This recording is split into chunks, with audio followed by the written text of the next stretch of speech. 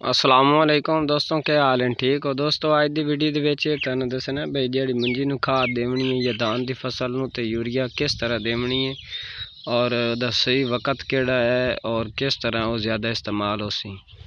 ਦੋਸਤੋ ਅਸੀਂ ਤੁਹਾਨੂੰ ਪਹਿਲੇ ਦੱਸ ਚੁੱਕੇ ਹਾਂ ਕਿ ਅਸੀਂ ਆਪਣੀ ਮੰਜੀ ਨੂੰ DAP यूरिया जिंक वगैरह दे चुके हैं। ਹੁਣ ਸਾਡੀ ਵਾਰੀ ਹੈ सल्फर ਤੇ यूरिया ਦੀ।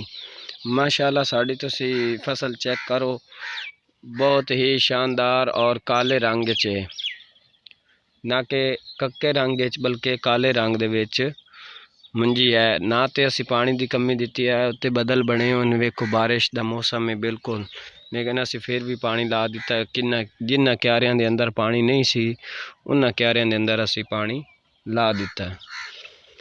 दूसरी गल ये रह गई कि पानी का लाने का फायदा यह होंदा है भी जदों असी पानी बार बार लिसा, एक तो पानी साडा कम लगसी, जिथे साडा घंटा लगना उत्थे अद्धा घंटा लगसी, और जिथे साडा घंटा लगना है असी अगर एक दो दिनों का वक्फा दिता तो उत्थे साडे 2 घंटे लगसे। बाई जाए हिसाब उठाई आ जाता है, लेकिन पानी खड़ा करने नाल या ज़मीन नरम रही और सख्त नहीं होंदी और शगुफे ज़्यादा बनते हैं और पैदावार भी ज़्यादा होंदी। अच्छा, दूसरी गल है, अगर तुसी छट्टे दे नाल यूरिया इस्तेमाल करते हो तो वह छट्टे नाल तुहाडा यूरिया बारिशां दा जिस तरह मौसम है वो ज़्यादा दूर नहीं जाता। मिसाल एक क्यारे चो पानी निकल के दूए क्यारे, दूए चो त्रीए क्यारे, त्रीए चो चौथे क्यारे च चला जाता, हत्ता कि 10 क्यारे होवन तो 10 क्यारे च पानी बारिश का जाता रहिंदा।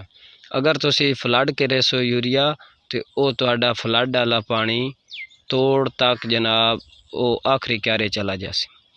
अगर तुसी छट्टे नाल इस्तेमाल कर सो यूरिया तो छट्टे नाल फ़ायदा ये तुहाडा होसी कि वो तुहाडा यूरिया वाला पानी उत्थे ही रह जासी और वो तुहाडी फसल नूं खेत नूं लग जासी। जिस तरह से DAP का छिट्टा करने हैं, DAP जाके ज़मीन नाल चिपक जाती है और ज़मीन नाल लग जाती है। इस तरह यूरिया का अगर छिट्टा कर सो तो यूरिया का बेहतरीन और ज़्यादा रिजल्ट हो सी बारिश के मौसम में। बाकी जिस तरह जिंक सल्फर नाल ते फ्लड होंदा है वो एक अलग गल है, और बारिशां के मौसम में छट्टा ही यूरिया का करो।